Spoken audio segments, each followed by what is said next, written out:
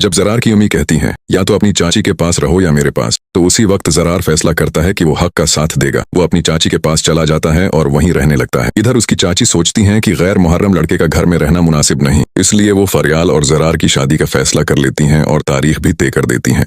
मेरी आप सबसे गुजारिश है कि चैनल को सब्सक्राइब करें ताकि मजीद वीडियोज आप तक पहुंचती रहें। जब ये बात जरार की अम्मी को पता चलती है तो वो बहुत ज्यादा रोती हैं और ज़ेनिया से कहती हैं, मेरा बेटा मुझसे अलग हो गया और अपनी शादी का भी मुझसे नहीं पूछा। ये कहते ही उन्हें चक्कर आ जाते हैं।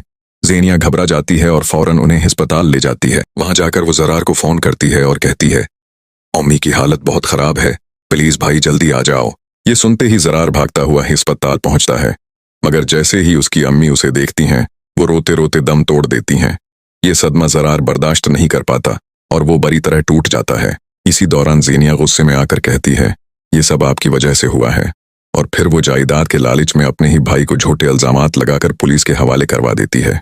फरियाल ये सब देखकर उसका साथ देती है और कहती है, जरार बेकसूर है। वो सबूत भी पेश करती है।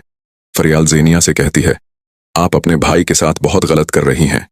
ये सुनकर ज़ेनिया उसे थप्पड़ मार देती है और कहती है, तुम होती कौन हो हमारे दरमियान आने वाली। इसी वक्त जरार आ जाता है और गुस्से में ज़ेनिया को जोरदार थप्पड़ मारकर घर से निकाल देता है। वो कहता है, निकल जाओ यहाँ से, शहराम के पास जाओ, तुम्हारा असल घर वही है। इधर ज़ेनिया ने शांजी पर भी झूठे इल्जामात लगाकर अपनी इज्जत बनाने की कोशिश की होती है, मगर वो सब भी बेनकाब हो जाता है। शहराम के सामने ज़ेनिया की असल हकीकत आ जाती है कि वो कितनी चालाक और मकार है। अब उसके पास न कोई बहाना बचता है, न ही कोई सहारा। ज़ेनिया घर से निकाले जाने के बाद सीधा शहराम के पास जाती है, मगर इस बार हालात पहले जैसे नहीं होते। जैसे ही वो दरवाज़ा खटखटाती है, शहराम उसे देखकर सख्त लहजे में कहता है, अब क्यों आई हो?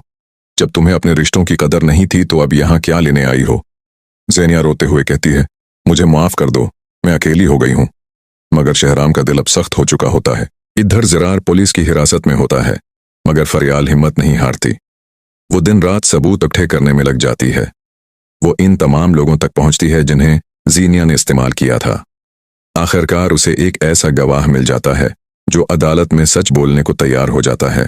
दूसरी तरफ ज़ेनिया अपनी हरकतों पर पछताने लगती है, मगर अब बहुत देर हो चुकी होती है। इसकी माँ की मौत, भाई की गिरफ्तारी और अपनी बर्बादी, ये सब उसे अंदर से तोड़ देते हैं। वो पहली बार खुद को आईने में देखकर कहती है, मैंने क्या बना लिया अपनी जिंदगी को। अदालत में केस की समाअत होती है। फरियाल मजबूती से खड़ी होती है और सारे सबूत पेश करती है। गवाह भी सच बयान करता है कि ये सब ज़ेनिया की साजिश थी। ये सुनकर अदालत में मौजूद सब लोग हैरान रह जाते हैं। जज जरार को बेकसूर करार देता है और उसे रहा करने का हुक्म दे देता है। जरार बाहर आता है तो फरियाल को देखकर उसकी आंखों में आंसू आ जाते हैं। वो कहता है, तुम ना होते तो शायद मैं कभी बाहर ना आ पाता।